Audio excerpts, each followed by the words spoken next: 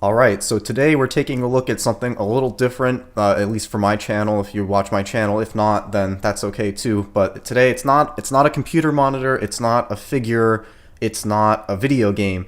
It's instead a pair of sneakers, but not just any sneakers. These are the Maison Margiela Replica low-top sneakers, and they have a little something special to them too. It's already probably ruined for you by the title, but I'll just pretend like it's not been ruined for you. It's more fun that way. So it probably doesn't help that I've got a white table here, a white backdrop, and the box itself is also a kind of hue of off-white, so you can't quite see the writing on the shoebox, but you've got there Maison Margiela Paris on the box. Very nice. My box got a little banged up. These are brand new, by the way. I didn't get them off of Grailed or anything like that. These are brand new from Essence. Now the first thing you get in here is you get some dust bags. Here they are. Now, most designer sneakers, they do hook you up with the dust bags. I never use them, but, you know, when you're paying this much for sneakers, anything extra you kind of deserve. Now, these are some particularly weak-ass dust bags. Look at this. It looks like a surgeon's cap, like in a hospital or something like that.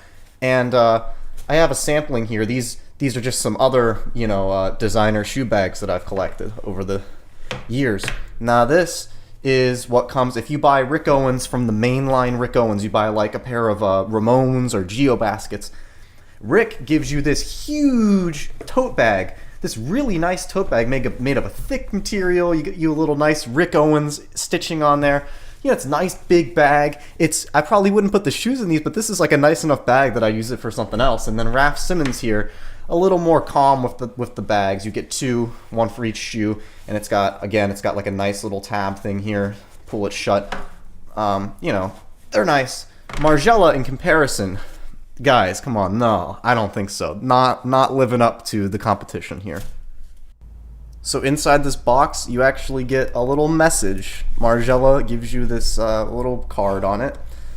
This garment is washed and treated to obtain its vintage aspect. That's a odd wording. Every item is unique and different from the others, and any eventual spots, wrinkles, or tone variations are to be considered peculiar features of the material. Okay. So once you get in here, you get the wrapping paper out, and we can see what's in here. Here they are. These are the black Replica Margiela low-top sneakers with paint splatter, which is what I really wanted on these. I've wanted for a while I'm not too into this shoe in general, but there's a very specific version of it that I like. I liked what I kind of wanted was the all black, including the sole. There was an all black version of this, and then the paint was like red, blue, green. It was more primary colors, and they were bigger splotches.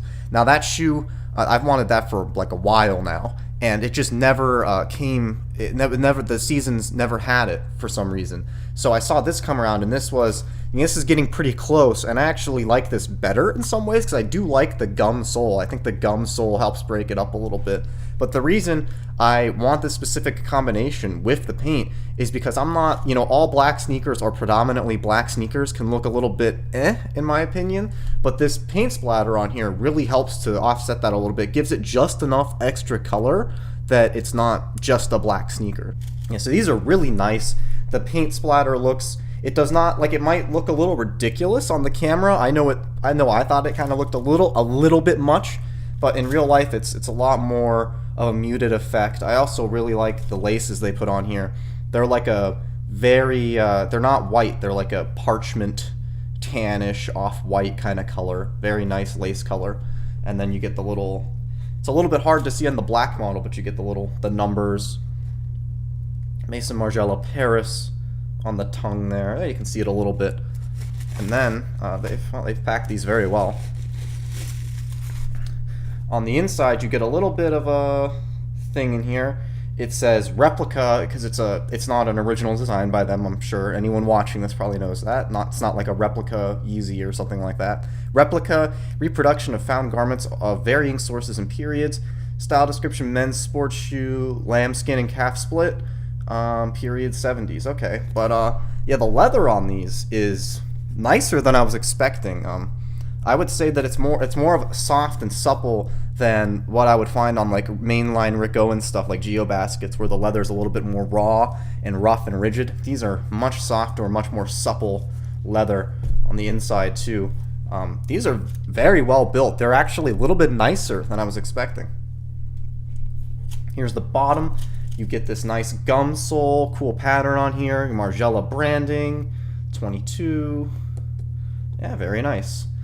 Let's take a look at the other shoe just to see if the, because they literally, I assume they literally have, oh yeah, of course, made in Italy.